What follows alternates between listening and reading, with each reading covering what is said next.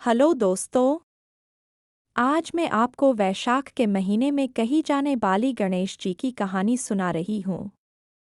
पुराने जमाने में रतिदेव नामक एक राजा था।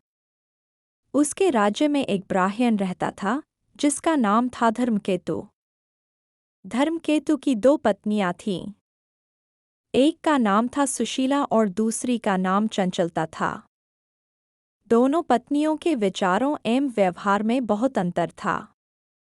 सुशीला धार्मिक वृत्ति की थी और व्रत उपवास पूजा अर्चना करती रहती थी। इसके विपरीत चंचलता भोगविलास में मस्त रहती थी। वह शरीर के श्रृंगार पर ही अधिक ध्यान देती रहती थी।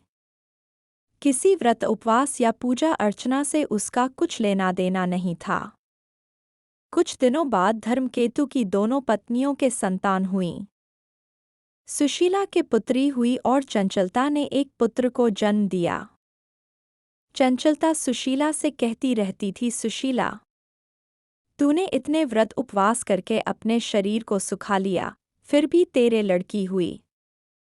मैंने कोई व्रत उपवास या पूजा अर्चना नहीं की, फिर भी पुत्र को जन्म दिया। कुछ दिन तक तो सुशीला सुनती रही, पर जब अति हो गई तो उसे बड़ा दुख हुआ। उसने गणेश जी की आराधना की। गणेश जी प्रसन्न हुए तो उनकी कृपा से सुशीला की पुत्री के मुंह से बहुमूल्य मोती मूंगे निकलने लगे। एक रूपवान पुत्र भी उसने जन्मा। सुशीला का ऐसा सौभाग्य जगा तो चंचलता के मन में जलन होने लगी।